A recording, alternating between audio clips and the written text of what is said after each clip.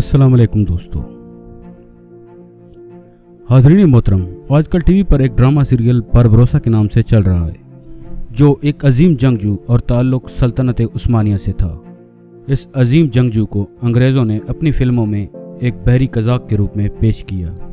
ये हमारी बदकिस्मती है कि हम मुसलमानों ने अपनी तारीख को भुला डाला। हज़रत उस्मान गनी के दौर में पहला बहरी बेड़ा तैयार किया गया और पहला हमला कब्रस के जजीरे पर किया गया। इसके बाद इस्लामिक नेवी का सबसे बड़ा नाम खैरुद्दीन बारबरोसा था। खैरुद्दीन बारबरोसा 1480 में यूनान के एक जजीरा लेस्बास में पैदा हुआ। इनका असल नाम खिजर बिन याकूब था और बारबरोसा के नाम से मशहूर हुआ।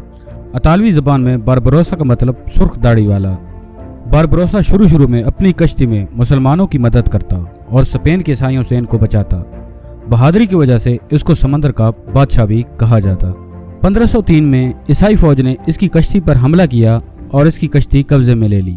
1505 में स्पेन और पुर्तगाल ने शुमाली अफ्रीका के मुसलमानों पर जब हमला किया तो बारबरोसा और उसके भाई ने मिलकर इनको जवाब दिया और वापस जाने पर मजबूर कर दिया। 1516 में बारबरोसा और इसके भाई इरज ने अल्जस पर हमला किया तो तुर्क हुकूमत ने शुमाली अफ्रीका में अपना असर रसूख मजबूत कर लिया। इसके बाद तुर्क सुल्तान सुलेमान ने बारबरोसा को वहाँ का गवर्नर बना दिया और इसके बाद बारबरोसा ने ट्यूनिस को फतह किया। मुसलसल फतूहात के बाद सल्तनत उस्मानिया ने बारबरोसा को नेवल एडमिरल बना दिया।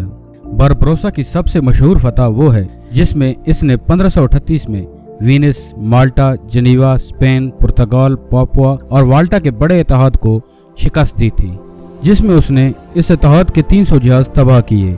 बारबरोसा को स्पेन से सख्त नफरत थी क्योंकि स्पेन ने पुर्तगाल के साथ मिलकर मुसलमानों को सख्त नुकसान पहुंचाया था, इसलिए स्पेन का कोई भी जहाज या कश्ती बारबरोसा से महफूज ना था। इन मुसलसल फतूहात के बाद ईसाई हुकूमतें घुटने टेकने पर मजबूर हो गई और सुल्तान सुलेमान से 3 लाख सोने के सिक्के के बदले अमन मुआहदा किया। सितंबर 1540 में स्पेन के बादशाह चार्ल्स पंजम ने बारबरोसा को खरीदने की नाकाम कोशिश की और लालच ये दिया कि उसको स्पेन नेवी का एडमिरल और स्पेन के कुछ इलाकों की हुक्मरानी दी जाएगी, लेकिन वो अपनी कोशिश में नाकाम हुआ और सुल्तान बारबरोसा ने यह ऑफर ठुकरा दी।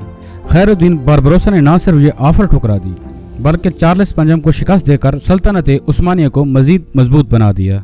ये अजीम बहरी जंगजू होने के अलावा एक बेहतरीन सियासतदान और अजीम प्लानर भी था, जिसकी वजह से इसने बड़े बड़े इत्तेहादों को शिकस्त दी और इनको पाश पाश करके रख दिया। 1545 में इस अजीम जंगजू ने बहरी महाजों से रिटायरमेंट हासिल कर ली और इस्तांबुल में सकूनत अख्तियार कर ली।